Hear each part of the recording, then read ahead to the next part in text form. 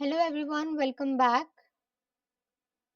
to this series जहाँ पे हम क्लास 10th की रिवीजन वन शॉट्स ले रहे हैं। So fire and ice already upload हो चुका है। डस्ट ऑफ स्नो भी हमने कंप्लीट कर लिया है। तो ये थर्ड सेशन होने वाला है इस सीरीज का। पोएट्री से हम शुरू कर रहे हैं। अगर आपने पहली वीडियोस नहीं देखी है तो देख लीजिएगा, ज़्यादा लंबी नहीं है। हम फटाफट से छोटी-छोटी वीडियोस में रिवीजन कंप्लीट करने की कोशिश कर रहे हैं ताकि आपके एग्जाम पॉइंट ऑफ व्यू से जितना इम्पोर्टेंट है आपको उतना ही पता चले और आपकी एग्जामिनेशन में हेल्प हो। सो इस इस वाली वीडियो में हम अ टाइगर इन द ज़ू जो आपकी पोएम है बाय लेस्ली नॉरिस, इसको कंप्लीट करेंगे और ये आपका लाइन बाय लाइन एक्सप्लेनेशन होने वाला है। उसके साथ-साथ पोएटिक डिवाइसेस भी हम कवर करेंगे, समरी भी देखेंगे एंड सेंट्रल आइडिया भी देखेंगे इस पोएम का। सो स्टार्ट करते हैं फटाफट से। हम सबसे पहले पोएम रीड कर लेते हैं। ही stalks in his vivid stripes the few steps of his cage on pads of velvet quiet in his quiet rage. He should be lurking in shadow, sliding through long grass near the water hole where plump deer pass.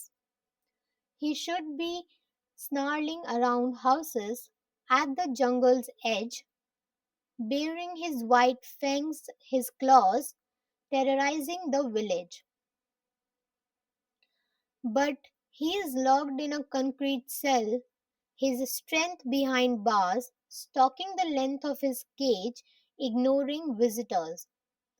He hears the last voice at night, the patrolling cars, and stares with his brilliant eyes at the brilliant stars. सो ये poem एक tiger के बारे में है जो कि ऐसी situation में है कि वो अब एक केज में बंद है जिसको ज़ू है बताया गया है, राइट? और यहाँ पे एक कंपैरिज़न किया गया है कि एक टाइगर कैसा होता है, उसमें क्या-क्या क्वालिटीज़ है, बट अब चूँकि वो एक केज में है, ज़ू में है, तो वो कैसे रह रहा है और वो क्या कर रहा है।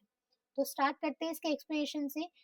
ही stalks in his vivid stripes. तो यहाँ पे टाइगर जो है प्राउडली अपनी बॉडी पे जो उसकी स्ट्राइप्स होती हैं, राइट, वो उसकी ब्यूटी को उसकी स्ट्रेंथ को शो कर रही हैं। तो यहाँ पे बताया है कि जो टाइगर है वो क्या करता है, अपनी ब्यूटी को और अपनी स्ट्रेंथ को शो करता है अपनी ब्राइट स्ट्राइप्ड स्किन से। The few steps of his cage, यानी कि उसका केज जो है स्मॉल है, बहुत ही फ्यू स्टेप्स, यानी कि केज जो है स्मॉल है। इस वजह से टाइगर क्या है, सिर्फ कुछ ही स्टेप्स ले पा रहा है। On pads of velvet quite, यानी कि जो उसके पॉज है, पैड्स यानी कि उसके पॉज जो हैं वो बहुत ही ज़्यादा सॉफ्ट हैं और बहुत ही साइलेंटली मूव कर रहे हैं, जो कि क्या दिखाता है, उसका नेचुरल गे ग्रेस दिखाता है। अगर आपने देखा हो कभी, अगर आप ज़ू विज़िट किए हो या फिर आजकल तो फ़ोन में भी सब कुछ शो होता है, राइट?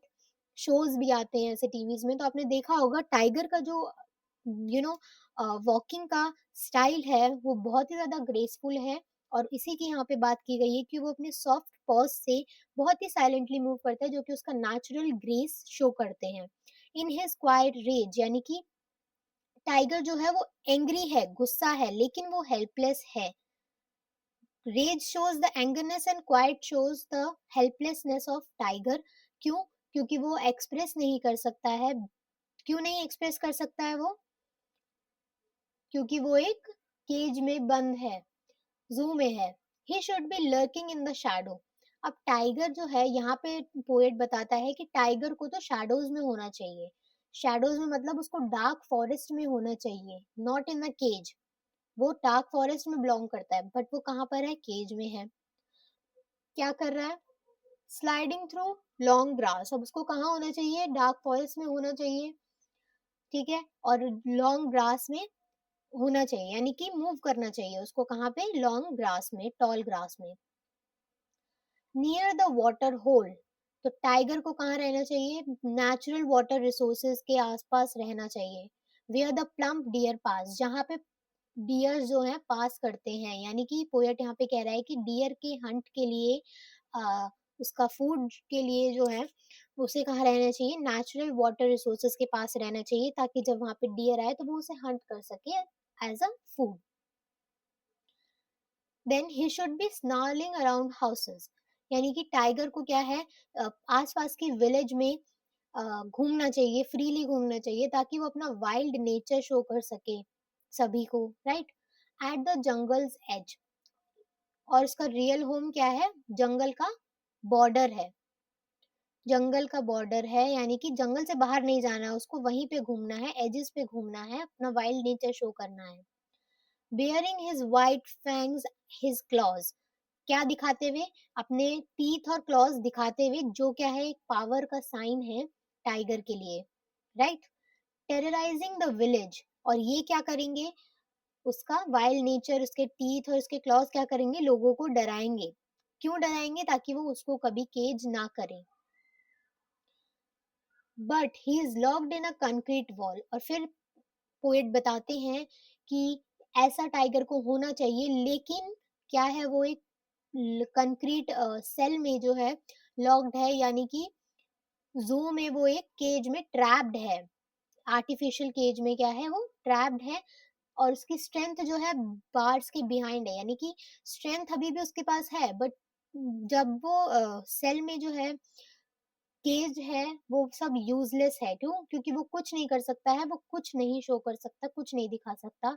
और वो क्या है, वो सिर्फ केज की जो लेंथ है, जितना एरिया उसको दिया गया है, उसी में वो आगे पीछे घूमता रहता है, अपनी रेस्टलेसनेस दिखाता रहता है, विजिटर्स को इग्नोर करता है, क्योंकि उसे कोई फर्क नहीं पड़ता कि उसे कौन देखने आ रहा है, क्योंकि उसका जो नेचर है वो उसको करने नहीं दिया जा रहा है, उसको एक केज में बंद कर दिया है। He hears the last voices night, वो रात को एक आखिरी आवाज सुनता है। कब क्या सुनता है, द पेट्रोलिंग कार्स, यानी कि जो गार्ड्स होते हैं जू के, वो इधर उधर घूम रहे हैं, राइट, चेक करने के लिए।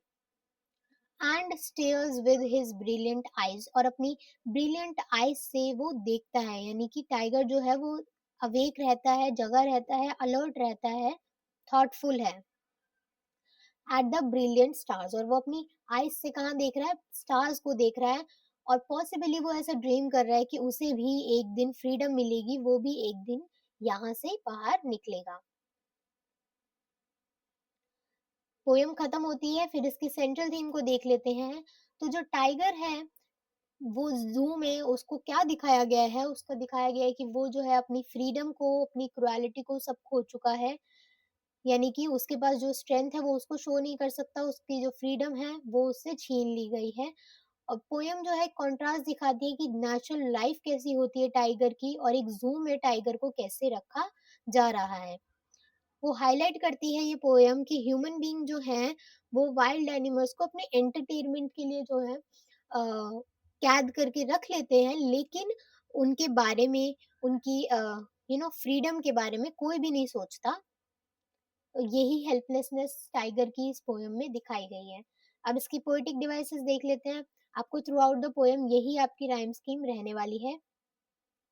नेक्स्ट आता है इमेजरी, यानी कि ऐसे वर्ड्स जो आपको विजुअल्स क्रिएट कर सके आपके माइंड में, जैसे कि विविड स्ट्राइप्स, ये पढ़ के आपको एकदम से दिमाग में आ जाता है कि हाँ, टाइगर की स्किन पे क्या होते हैं, स्ट्राइप्स होती हैं, राइट। लॉन्ग ग्रास को आप सुन करके, हाँ, आप इमेजिन कर सकते हो टाइगर जो है लॉन्ग ग्रास में ऐसे साइलेंटली मूव कर रहा है। वाटर होल आपको इमेजिन हो सकता है, जहाँ पे टाइगर जो है वेट करता है हंट करने के लिए डियर को। And then brilliant stars, you can imagine कि वो स्टार्स को देख रहा है एंड होपिंग फॉर फ्रीडम। फिर आता है एलिट्रेशन, कॉन्सोनेंट के साउंड जो है, पैड्स ऑफ वेलवेट क्वाइट, यहाँ पे वी का साउंड आ रहा है, लेकिन यहाँ पे रिपीटेशन नहीं है, यहाँ पे पोयम में होगी, ये लाइन पूरी नहीं लिखी है, राइट। नेक्स्ट है brilliant eyes and brilliant stars, यहाँ पे बी का साउंड रिपीट हो रहा है, तो ये एलिट्रेशन शो करता है। फिर आता है मेटाफर, यानी कि कंपैरिजन, तो पैड्स ऑफ वेलवेट, तो वेलवेट पैड्स, पैड्स यहाँ पे है पोयम टाइगर के पॉज, और वेलवेट से बताया गया है, कंपेयर किया गया है कि टाइगर के जो पॉज है वो बहुत ही ज्यादा सॉफ्ट है compared to velvet. Then concrete cell क्या है? आपका केज को कंपेयर किया गया है प्रिजन से। केज, आपकी जो टाइगर की जो केज होती है जू में, वो कंक्रीट से नहीं बनी होती है, वो इस तरीके से बनी होती है ताकि हम लोग उसको देख पाए, राइट? लेकिन जो प्रिजन है वो कंक्रीट से बना होता है, तो दैट्स वाई इसकी केज को कंक्रीट सेल से कंपेयर किया गया है, जिसका मतलब ये है कि वो केज्ड है और वो आ जा नहीं सकता है कहीं पे, उसके लिए कुछ भी नया नहीं है, वो सब सेम सेम है। देन आता है पर्सोनिफिकेशन। पर्सोनिफिकेशन क्या है? ह्यूमन इमोशन को जब हम यूज करते हैं, तो जैसे कि यहाँ पे बताया हुआ है क्वाइट रेज, यानी कि ह्यूमन इमोशन को हमें किसने दे दिया है? टाइगर को हमने उसको दे दिया, यानी कि टाइगर क्या शो करता है? रेज शो करता है। अब कॉन्ट्रास्ट आता है किसके बीच में? वाइल्ड फ्रीडम के बीच में और केज्ड लाइफ के बीच में, पावरफुल टाइगर के बीच में और एक हेल्पलेस प्रिजन के बीच में कॉन्ट्रास्ट शो किया गया है। ओके, फिर आ जाती है लास्ट में एक समरी, छोटी सी समरी, फटाफट से इसको कवर करते हैं। The poem a tiger in the zoo describes a tiger that is kept in a zoo. यहाँ पे पोयम में एक टाइगर की बात हो रही है जिसको जू में रखा गया है, जो कि क्या है? रेस्टलेस है, बहुत ज्यादा इधर उधर घूमता रहता है, एक छोटी सी केज है उसकी, ठीक है। हालांकि वो क्या स्ट्रांग है, वो उसके पास स्ट्रेंथ है, वो स्ट्रांग है, वो एंग्री भी है, बट वो हेल्पलेस है क्योंकि वो केज में है, वो कुछ नहीं कर सकता, वो अपनी फ्रीडम को खो चुका है। पोएट ने कंट्रास्ट दिया है टाइगर की लाइफ का, जो उसकी अभी है और जो उसकी लाइफ होनी चाहिए, यानी कि उसको फ्रीली हंट करना चाहिए, उसको अपना नेचुरल नेचर में जो उसका हैबिटेट है उसमें रूल करना चाहिए उसको, ठीक है। और रात को जो टाइगर है वो क्या करता है? स्टार्स को देखता है और ड्रीम करता है कि उसको भी कभी फ्रीडम मिलेगी। तो पोयम जो है स्ट्रांगली क्रिटिसाइज करती है एनिमल्स के, वाइल्ड एनिमल्स के इम्प्रिजनमेंट को। क्यों? क्योंकि हमें हमेशा अपने एंटरटेनमेंट के बारे में नहीं सोचना चाहिए, हमें एनिमल्स की फ्रीडम के बारे में भी सोचना चाहिए, उनकी लाइफ के बारे में भी सोचना चाहिए, बट हम क्या करते हैं? अपने एंटरटेनमेंट के लिए वाइल्ड एनिमल्स को बंद कर देते हैं केज में, जू में, राइट? तो यही इस पोयम में बताया गया है। इसी तरह से पोयम एंड होती है। पीडीएफ अगर आपको चाहिए तो पीडीएफ आपको मिल जाएगी, कमेंट कर देना नीचे, फ्री ऑफ कॉस्ट, राइट? तो नेक्स्ट सेशन में मिलते हैं इसके साथ साथ, and I hope this helps you.